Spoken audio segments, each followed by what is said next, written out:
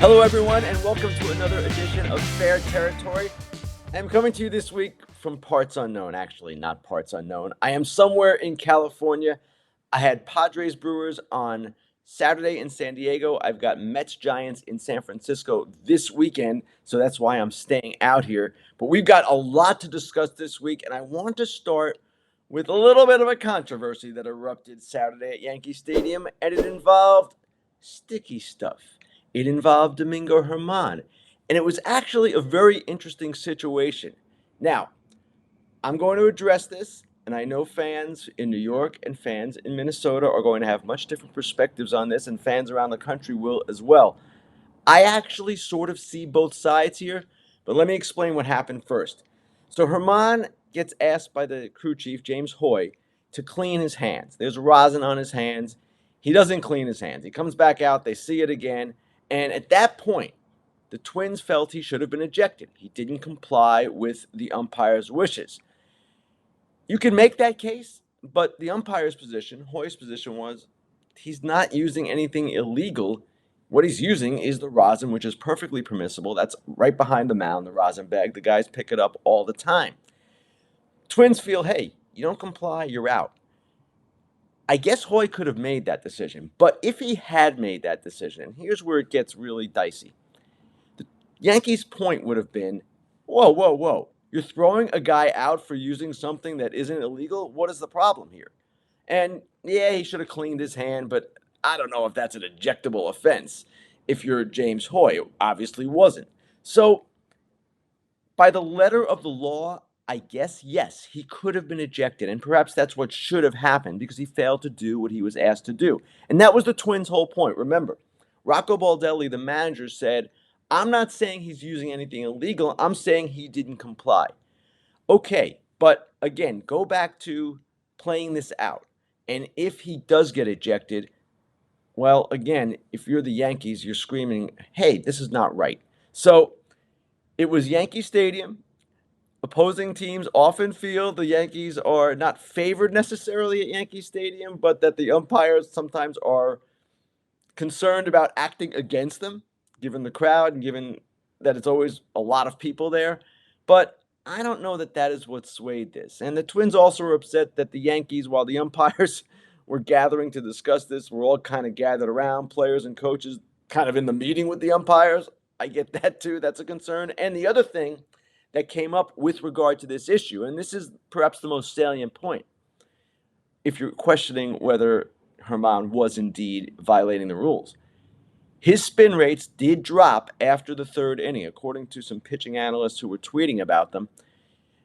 His spin rates dropped after he had to clean his hand. He didn't clean it entirely. Okay, but they were not fully what they were before. And the Twins said afterward, Byron Buxton specifically told Dan Hayes of The Athletic, hey, that ball was moving in ways we hadn't seen it move before, in ways the scouting reports told us it wouldn't move before. That, I guess, is the more legitimate concern of the Twins. But I'll tell you something. The fact that this happened, the fact that Germán is effectively on notice, it would seem to me that it's not going to happen again. And that's no consolation for the Twins if indeed, in their view, he was using something illegal. Again, the umpire said he wasn't. But I would think Domingo Germán is going to be extra careful from here on out. All right, so that's issue number one. Now, as I said, I was in San Diego over the weekend, and that's, of course, one of the most interesting, fascinating teams in all of baseball. And one of the things looming for them, a very exciting thing looming for them, is the return of Fernando Tatis Jr. Thursday, he's coming back from his 80-game suspension, also coming back from injuries that he's sustained over the last couple of years, a number of them, a number of surgeries. But you've seen what he's done at El Paso at AAA on his rehab assignment. He's basically gone nuts, hitting home runs all over the place. He looks like he's ready. His timing is down, at least at the AAA level. So the question becomes, okay, what happens with the Padres when he returns? We know where he's going to play. He's going to play right field. He's not going to play shortstop. They signed Xander Bogaerts for $280 million. Where he's going to hit and where everyone else is going to hit is perhaps the more interesting part of this. And I wrote about it today for The Athletic. Now, the ideal order, the one that they figure to use, is Tatis first, right-handed, Juan Soto second, left-handed, two more right-handed hitters, Machado, and Bogarts, and then the other lefty, Jake Cronenworth. The reason to do it that way is so Soto would never see a left-handed reliever, right? They're not going to bring in a left-handed reliever for him with the two right-handers behind him and the three-batter minimum. You don't want a lefty facing Bogarts and Machado, or Machado and Bogarts. So that is what makes the most sense. The complicating factor is that Soto told me, and he's been pretty public about this, that he prefers hitting third. He's just more comfortable there. He sees second as kind of a spot where you move runners over more, and third through fifth, he said he's comfortable in any of those, as run producing areas. Okay, and we all get certain hitters are more comfortable in certain places. Some teams like putting their best hitter second. Aaron Judge hits second. Mike Trout hits second. Freddie Freeman hits second. It's not a bad place to be. You generally see more fastballs, more strikes.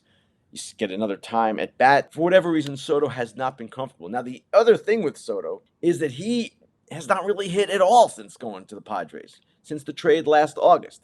I shouldn't say at all. He has hit, but not to his previous levels. And they want to get him going. But again, with the way they are constructed now, it looks best, in my opinion, the way I just described it. Tatis, Soto, Machado, Bogarts, Cronenworth. It's a heck of a top five.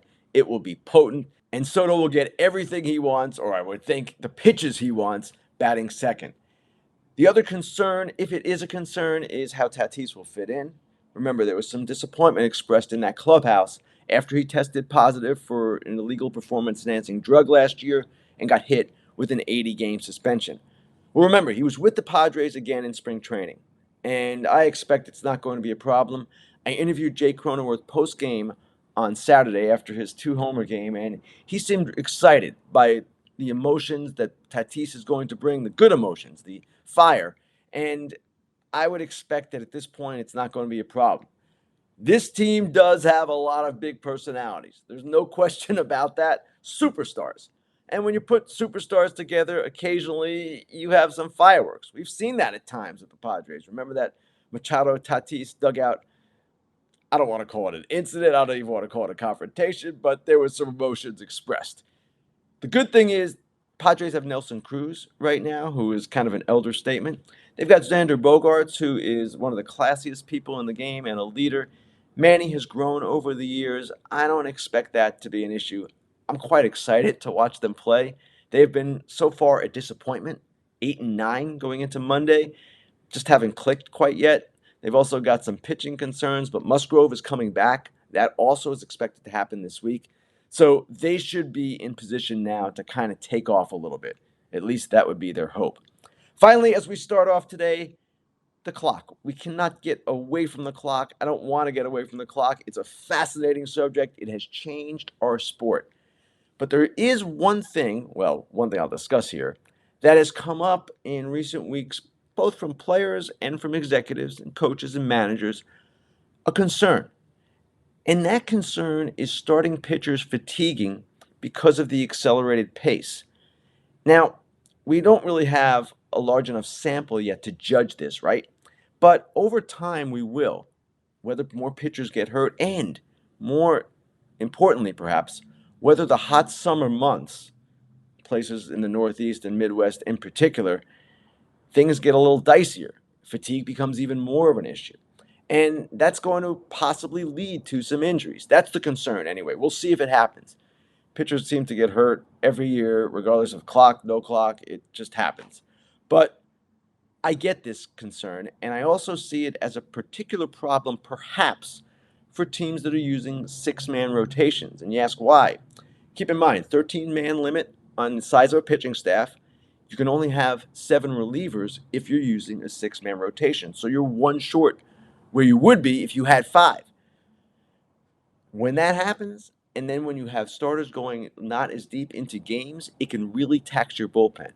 Now, some teams are using 6 at different points. The Padres are using 6 right now. They might abandon that at some point, but they've got this seeming surplus of starters. The Angels have to use 6 because, of course, Shohei Ohtani is part of their mix, and they want to give him as much rest as possible. This is the kind of thing that we don't know the answer to yet, whether pitcher fatigue is going to lead to injuries, whether it actually will be an issue.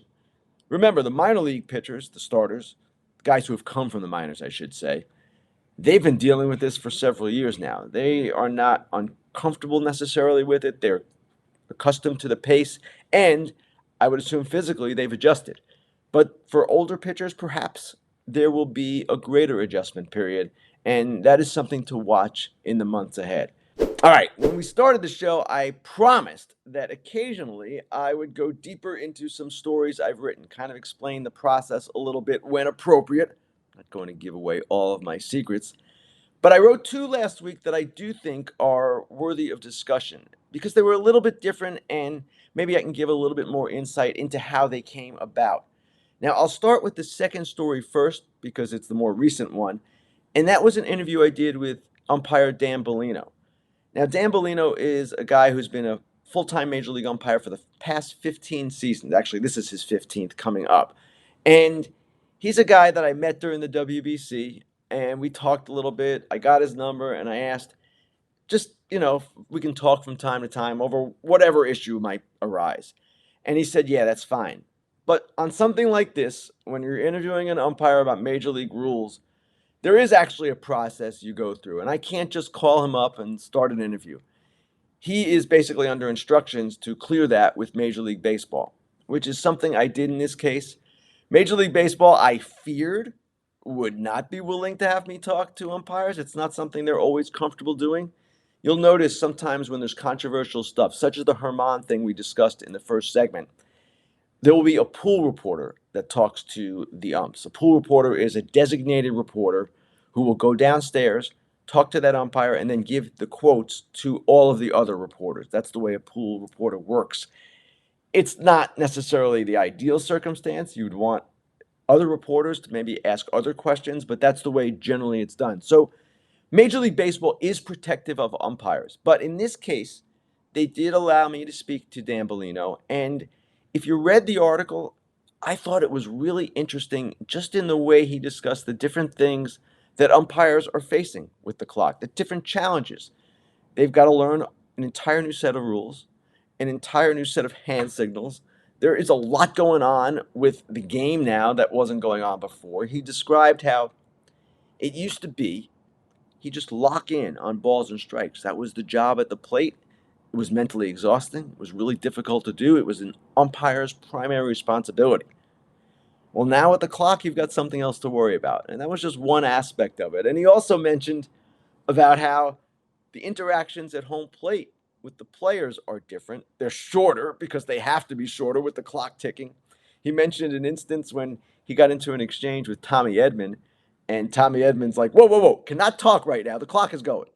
And it was just kind of interesting to hear all of this from an umpire's perspective.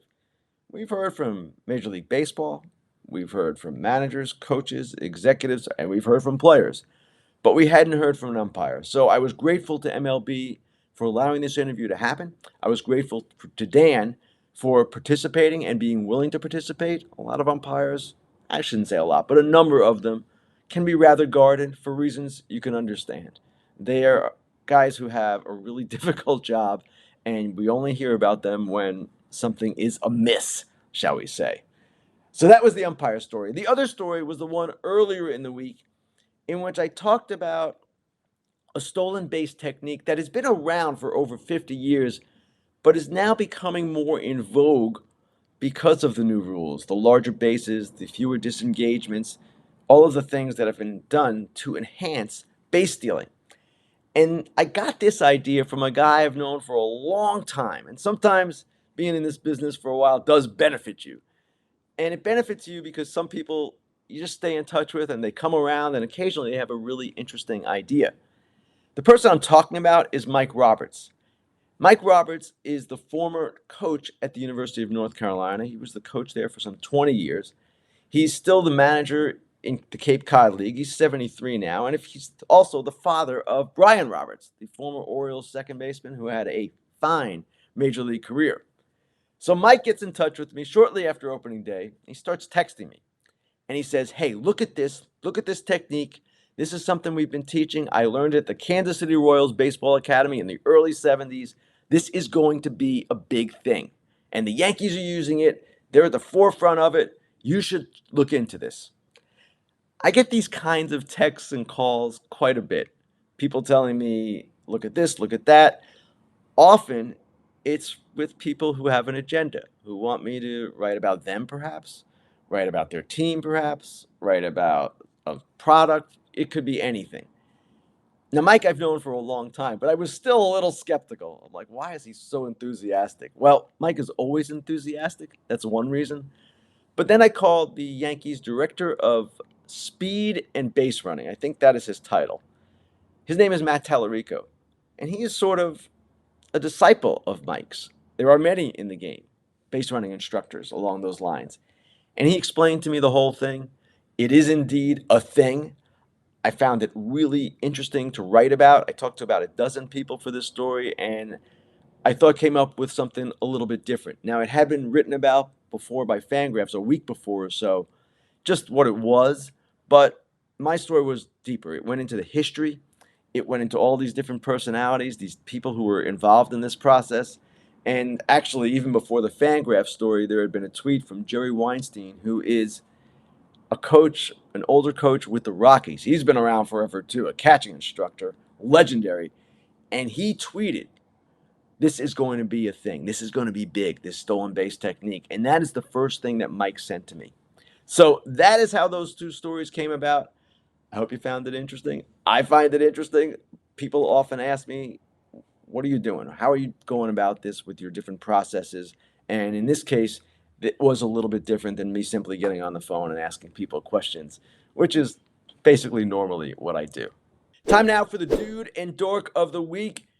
Now, I know everyone is going to have their opinions. A lot of players had big weeks. I don't know who the player of the week is yet. I don't care. My dude of the week is going to be a guy that I see as an emerging superstar. That's right, I'm going to say it just like that. Emerging superstar.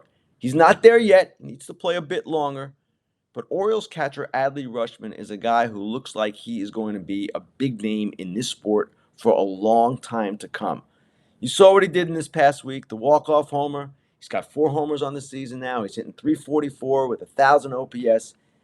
He is the center, it seems, of everything the Orioles do. And the Orioles are a fun team to watch, a team on the rise. He is terrific behind the plate. He is a great communicator with their pitchers. I just love the way this guy goes about it. And for that, he is the dude of the week. And I expect this is not going to be the last time he is the dude of the week. Now, again, not a superstar yet, but I would say emerging. We had this debate on foul territory. When does a guy become a star or superstar? It takes time, no question, but Adley Rutschman, to me, like Julio, has that written all over him. Dork of the week, it's going to be a dork of the week with a bit of an asterisk. Now, I'm going to give it to plate umpire Jim Wolf, the guy who was behind the plate when Cody Bellinger got that violation while fans were cheering him for coming back to Los Angeles to Dodger Stadium over the weekend. Now, he should never have gotten that violation. It was ridiculous, and Jim Wolf was the guy who rang him up, started him at 0-1 in the at-bat when he was simply basking in the applause, and that is something that should not have happened. And yes, Jim Wolf, as the umpire, should have had a better feel in that moment. But I will say this, and I wrote about this today in The Athletic. There is a process that Major League Baseball has instructed clubs to follow when they feel a moment like this coming on. For instance, Aaron Judge, when he stepped to the plate for the first time with the Yankees this season, after signing the contract, people knew that he'd be getting a big ovation, and the Yankees wanted to make sure that he would not get a violation. MLB's instructed them in that situation. Same with the Pirates from McCutcheon. Let us know. We'll let the umpires know. We'll be taking care of it. There will be no violation. That's the process teams are supposed to follow. And again, in those 2 cases I just mentioned, it was followed quite well. It went off without a hitch. Bellinger's situation was different. A little bit of a loophole, I'd say. And the reason it was different is because he was a visiting player. So what are the Cubs supposed to do? Call MLB and say, hey, our guy is going to get a big ovation in Dodger Stadium? It's not their stadium. How are they supposed to know? I mean, they might sense it, but it's not something that would occur naturally to them. It's a bit awkward. Likewise, a bit awkward for the Dodgers to say to MLB, this visiting player is coming here, and we expect him to get a big ovation, and let's have a delay. It doesn't really work in the way it's supposed to work. This is not a huge deal. I know Bellinger did ground out. It wasn't a great at bat for him. But in the future, this has to be addressed. Now, yes, Jim Wolf, he's Dork of the Week because he should have just figured it out right there. His brother Randy is a former player. But I would say there are extenuating circumstances for him. He had not received any instructions that this was going to happen. In the moment, sure, yes, he should have reacted better, but this is a league issue, and I expect in the future it's going to be addressed. And finally, we've got some news on this Monday morning. Craig Mish, the first to report that the Twins are closing in on an extension with Pablo Lopez. It's going to be, if completed, 4 years, $73.5 million. Now, the Twins acquired Pablo, of course, in the offseason in the Luis Arias trade, a trade that right now looks really good for both teams. Lopez has been brilliant for the Twins. Also, Arias, we've seen what he's done. He's basically hitting 500 for the Marlins. But let's talk about Lopez a little bit. When the Twins acquired him, he had 2 years of club control remaining. Arias had 3, which is why the Twins got 2 prospects, including Jose Salas, as well in the deal. He was coming, Pablo Lopez was, with fewer years of control, 1 fewer year, and that is why the Twins felt, hey, we need a little bit more in this deal. Lopez is a guy that is one of the more beloved people in the game by his teammates, by the people who employ him. He is just a guy that has a transcendence about him. He's a great person. And I'm sure that was part of the Twins' rationale here for locking him up. This deal will cover, it appears, his final year of arbitration and then 3 free agent years. And with pitchers, extensions to me are always more viable than with position players. And when I say viable, I mean more attractive. Because if you're a pitcher, the risk of injury is greater. When you're a position player going year to year, it's not as big a risk. You can even look at a guy like Ronald Acuna Jr. He signed long term, right? But he had the knee injury, he blew out, and he's come back. Yes, he lost some time. He would have lost some money if he had not signed the deal, but he's fine. He's going to be a really good player for a long time, a great player for a long time. With pitchers, you have a greater risk, and everybody knows that. So for Pablo Lopez, this is a good deal for the Twins as well. It would seem to be a good deal. I haven't broken down the financials yet and gotten into just what it looks like year by year, but I'm sure Lopez welcomes the security, and the Twins welcome the fact that they've got this guy under control now for several years. So far, so good for that trade. Looks like a winner. Arise, well, will he be with the Marlins long term? He's got 2 years after this one. We'll see if they can get him done. I don't know that that's going to happen given what the Marlins have been like financially, the way they've operated, I should say, over the past, well, I don't know, decades. All right. With that, let's get to the fan questions. We've got some really good ones this week. I want to start with this. The Orioles drew 9,300, 12,000, 10,000, and 11,500 on a good weather week. Supposedly, the Orioles are a team on the rise. Ray Mitten says, why aren't fans going to Baltimore, and why is the Orioles' poor attendance so underreported? Okay, context is important here. Orioles drew just fine for their opening series against the Yankees. Those numbers that, Ray, you were talking about right there, that was for a series that went from Monday to Thursday against the Oakland Athletics. Not exactly a team full of gate attractions. So school is not out yet. The Orioles are just getting started. They didn't have any big free agent signings or big trades really in the offseason. They brought in Kyle Gibson. They've already demoted Cole Irvin. It's not as if they brought in someone that's going to sell tickets for them. There have been concerns in years past about people going downtown to Baltimore, how it's not as safe as it once was, but my goodness. The Ravens play Saturday nights from time to time. Nobody seems to have a problem finding the stadium for those games. So I would just chalk this up to a matter of the opponent, the time of year, and just the early part of the season. I don't really put much stock into this. If the Orioles win, people will come out there. I worked in Baltimore for a long, long time. The people in Baltimore love that team, and they're just looking for a reason, a better reason, to come out than they've had in the past few years. That team is rising, yes, agreed, but it takes time to build attendance for all teams when they're on the rise like this. Second question from Ryan Miller. This is a bit of a doozy. What do the Cardinals need to do to turn this season around? Good question. because the Cardinals are one of the more disappointing teams right now. And initially, when I saw that question, I thought, it's the starting pitching. They've just got to fix the starting pitching. They'll be fine. Rotation ERA entering Monday is 5.00, ranks 22nd in the majors. Most of us projected the Cardinals' rotation to potentially be an issue. It is an issue. The thing that surprised me when looking at the Cardinals' statistics is that their offense hasn't been all that great either. They're 21st in the league, in the majors, in runs per game, averaging just over 4 runs per game. 21st. St. Louis Cardinals. Now, it's not Goldschmidt that's the problem. It's not Arenado that's the problem. It's not Nolan Gorman. He's had a good start, too. Alec Burleson's pretty good. Of course, Jordan Walker had that nice start. Hits every game, but wasn't necessarily the impact he'll later provide. Those guys have been fine, but they've had a number of players who have not been as fine. Wilson Contreras, foremost among them, really slow start. Tyler O'Neill, Dylan Carlson, some guys who have struggled. Offensively, they just haven't clicked yet. So, do I expect them to? Yes. Do I expect them to need a starting pitcher at the deadline? Yes, again. And their bullpen also has had some issues. Jordan Hicks has had some problems, of course.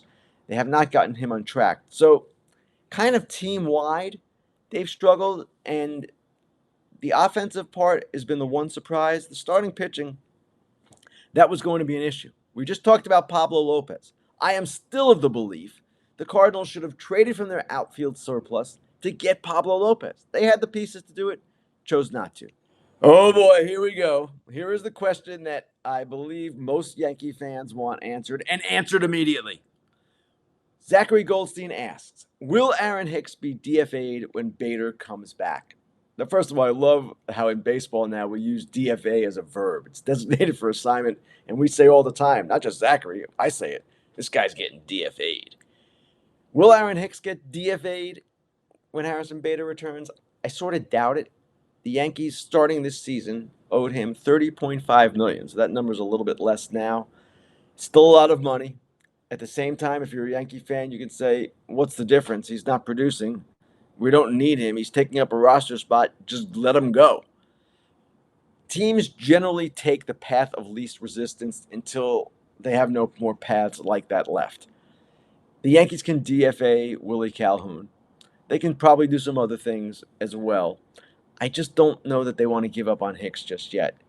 Yet at the same time, and I asked the Athletic's Brendan Cuddy about this last night, Hicks has fallen behind Isaiah Kiner-Falefa on the center field depth chart.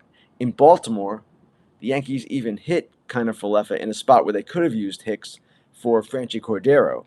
So it is fair to ask, if you're a fan, what is this guy's place on the roster? What is his purpose with our club? That's a fair question, and it's something that's going to linger for the Yankees. I will add this, and Brendan Cuddy made this point to me as well. Hicks would be the more likely guy to be DFA'd than Josh Donaldson, and I'm not saying he's likely. Again, for all the reasons I just said, I don't know that's going to happen just yet.